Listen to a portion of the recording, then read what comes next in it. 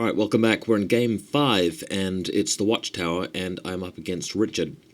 And when I found out that I was up against Richard with this particular matchup in the Watchtower, I knew that I really wanted to get him because we've actually played a game not so long ago, well, it would have been a few months ago actually, at Richard's place where we played this exact same matchup with the exact same mission, and I played like an idiot and he beat me pretty badly. And I didn't really realise, some of the Watchtower's rules. Of course, the matchup's slightly different because we've, got a different tournament sort of setting, where I've got a very different list with the dragon. But one thing remains the same. I'm going to be stomping that Watchtower. So, with some bad luck in my last two games and playing badly in my last game, but not so much the game before that, I was feeling a bit of frustration, and I decided I was going to be taking that frustration out on my next opponent. And that happened to be Richard with his Chaos Dwarfs. So here we go.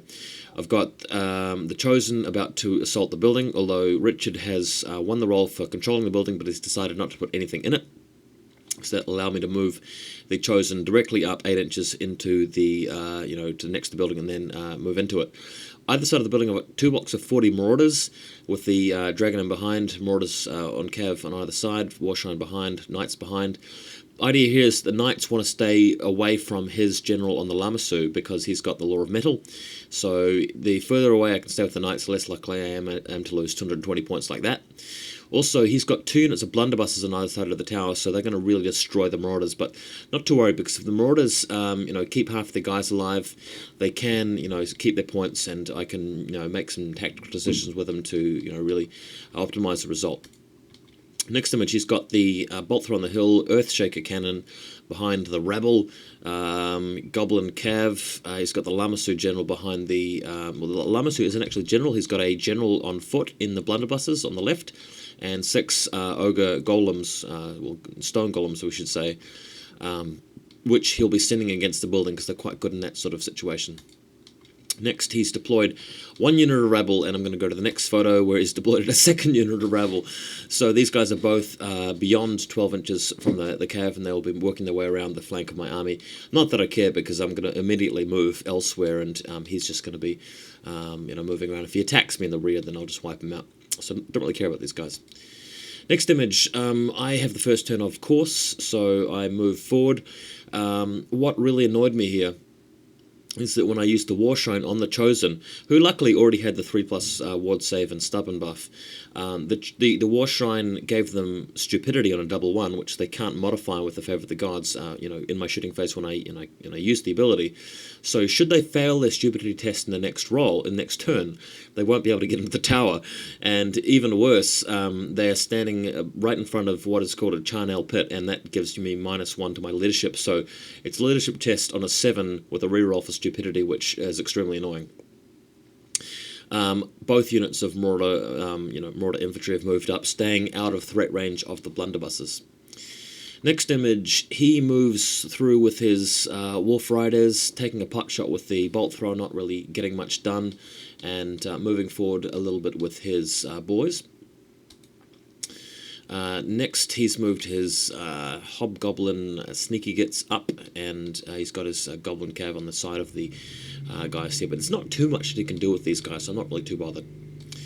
Next image, we're having a little bit of a dance-off here between the 2 light cav units of the Marauders and the Goblin Hobgoblin Wolf Riders, so not too much happening. Maybe every second turn we get a wound on each other from shooting. Next image, he's moved forward with his Lamassu, right behind the blunderbuss unit, and I was horrified that he did this. He rolled 6 dice for final transmutation, got the double 6, the Lamassu ignores the first miscast.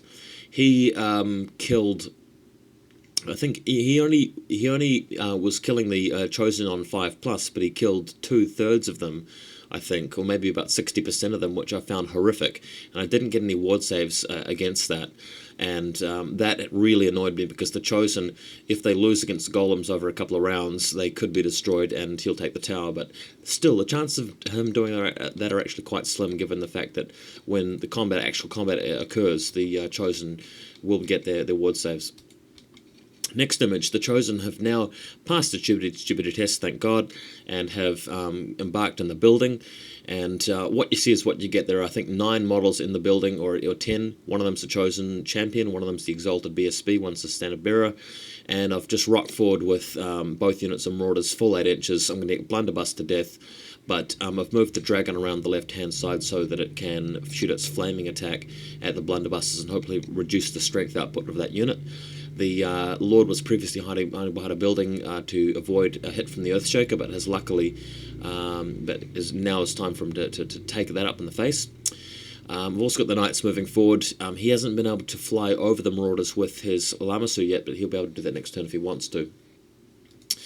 Next image, the Dragon breathes fire over the blunderbusses, wiping out about 7 of them.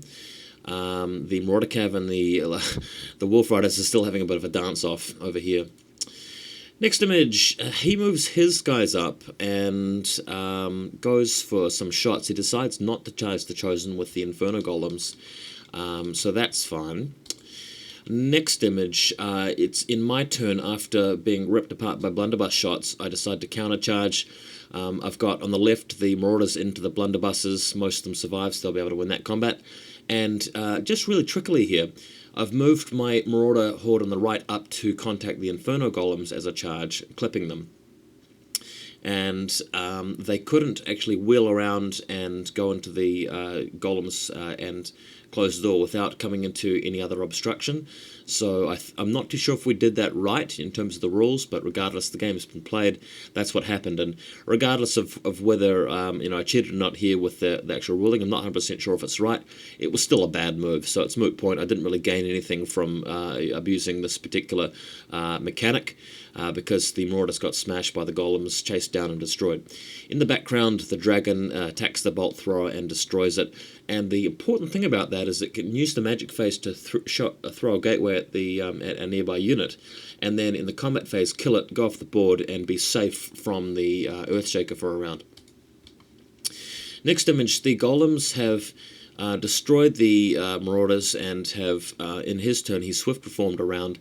And the good thing about this is that I've actually gone through 2 turns now without having to fight the Golems with my Chosen. If anything, to win this game, you'll need to, send the Golems in, get some good luck against the Marauders, so the Chosen eventually kill them. So luckily, there are less and less turns for him to be able to do that now. Next image, the Marauders have bashed up the blunderbusses who have fled and actually outrun the Marauders. So on my following turn, I'll be charging him and driving him off the table. Next image, that's exactly what happens, and you can see the position here. This is where the Marauders will be coming back on from when they return from the little quest. It actually happened to be the exact same position that the Dragon was returning from, but since the what happened? Yeah, the Dragon in the remaining moves phase, moved away, and then how did that happen? Actually, no, the Dragon moved first, and then the Marauders charged the Hobgoblins and pursued off the table. I'm sure the order was correct there. Alright, next photo. The Dragon, in my next turn, comes back on the table, flies over within the minimum distance for the Earthshaker, so he can't just drop a rock on my head at this point. I think I've taken a couple of wounds from a Bolt Thrower hit or something like that, or a spell or something like that. So this is a fairly good position. I've also cast Gateway on his Lamasu, and I destroyed the Lamasu despite its magic resistance too, and that put his Sorcerer Lord on foot. And in this turn I was actually able to fire another gateway and destroy the Sorcerer Lord on foot. He decided not to join a unit with the Sorcerer Lord, which I found was a complete blunder. I think his understanding was that you get a Lookout Sir saves against Gateway, but it's not a magic missile, and I don't think it's classed as a direct damage spell or whatever it is. So he didn't roll any saves, any Lookout Sir saves, which would have been 4 pluses. Despite that, I did so many wounds on him that he probably wouldn't have managed to keep the Lord alive in any case. As far as I can remember, but I'm not 100%. Next photo. Interesting few things here. He's moved a conga line of Wolf Riders in front of the Knights to prevent them from getting any action, but the Warshrine is fighting against the Sneaky Gits, who will be able to poison it, but what actually happens is the Warshrine beats them up and sends them off packing. The Inferno Golems will finally charge the Chosen in the building, but the Chosen give them a really good bashing while only taking 1 or 2 casualties. So fortunately they're not even having to take a break test, and reducing the golems to about 3 models. Next image, the Lord hasn't managed to attack the Earthshaker because it misfired and it was forced to charge against the Marauder Cav elsewhere in the field. So that's got him out of charge range of the General. So the General's moved back around here to try and cast some gateways and flickering fire. Most of the units you can see on the left-hand side of the photo are fleeing. The Marauder Cav, the Goblin Cav, and the Sneaky Gits are all fleeing. The Warshrine has attacked the Golems in the flank. And the point here is that if I win the round of combat, he'll be forced to fight another round against me instead of attacking the Chosen and really keeping the Chosen in the building at all costs. Next image, the Marauders have returned back onto the field with a different movement tray since there's only 12 of them left, but they are really just moving around to try and stay out of charge arc of whoever they can. In the next photo, the Knights charged the Golems, because the Golems finally beat the Warshrine in combat and chased it. So Knights charge in the flank, get a couple of wounds, and the combat rages on. And that's pretty much it. The game ends with me in control of the Watchtower. I managed to pick up most of his units and one of his important characters. So it was a massive win to me, 17-3.